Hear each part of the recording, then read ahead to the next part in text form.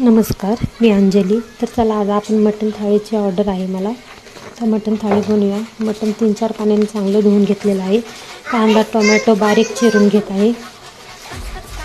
तांदूळ घेत आहे. तांदूळ चांगलं धुवून घेतलं. पाणी गॅसवर ठेवायसाठी पाणी घेतलं पातेल्यात भरून.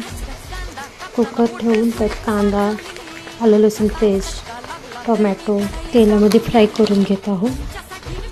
ते चांगलं फ्राय झालं त्यात हळद, चवीनुसार मीठ टाकून चांगलं मिक्स करून घेत आहे. चांगलं तेल सुटूस मिक्स करायचं. त्यात कोथिंबीर टाकूया. कोथिंबीर टाकलं चांगलं मिक्स करून घेऊ सगळं. सगळं एकजीव झालेलं आहे. आता मटण टाकूया आपण. मटण टाकून सगळं एकजीव करून घेतलं आहे. त्याचं पाणी उकळलेलं आहे. त्यात तांदूळ टाकून घेऊया. मटण शिजायला ठेवले. मटण शिजूस तर कांदा कापून घेऊया मसाल्यासाठी. मसाला भाजून घेऊया. कांदा भाजून ठेवलेला आहे तोपर्यंत खोबरं कापते. खोबरं कापून झालेलं आहे. शिट्ट्या पण झाल्यात. मसाला भाजूस तर भात पण होत आलेला आहे. भात झालेला आहे. थोडं वाफेवर ठेवायचं आहे तोपर्यंत मसाला भाजते. वाफेवर ठेवते थोडा भात. मसाला पण भाजून झालेला आहे आपला. थोडा आलं लसूण मसाल्यात टाकून कोथिंबीर टाकून घेऊया.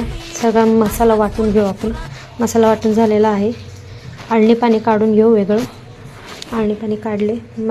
मटण बघा किती छान शिजलेलं आहे. 4 शिट्ट्या दिल्या की खूप छान शिजतं. कढई ठेवून त्यात तेल टाकून आपण मसाला भाजून घेऊया आपला केलेला. मसाला चांगलं तेल सुटूस तर भाजून घेऊया. बघा कसा लालसर मसाला झालेला आहे मस्त. त्यात आपण मसाले टाकून घेऊया आपले घरगुती. हळद टाकूया. मटण शिजलेलं टाकूया. त्यात थोडं पाणी, जसं आपल्याला ग्रेव्ही पाहिजे नाही तसं पाणी टाकून ॲडजस्ट करू. पीठ मळून घेऊया. तर आज मला चपाती आणि भाकरी दोन्हीची पण ऑर्डर होती. काही चपात्या द्यायच्यात करून, काही भाकरी द्यायच्यात करून. बघा किती छान आपलं मटण ग्रेव्ही झालेली आहे. चपात्या करून घेते आता.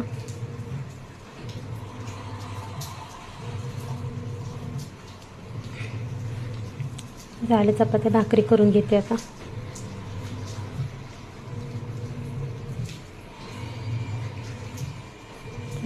सर्व करते आता ताट.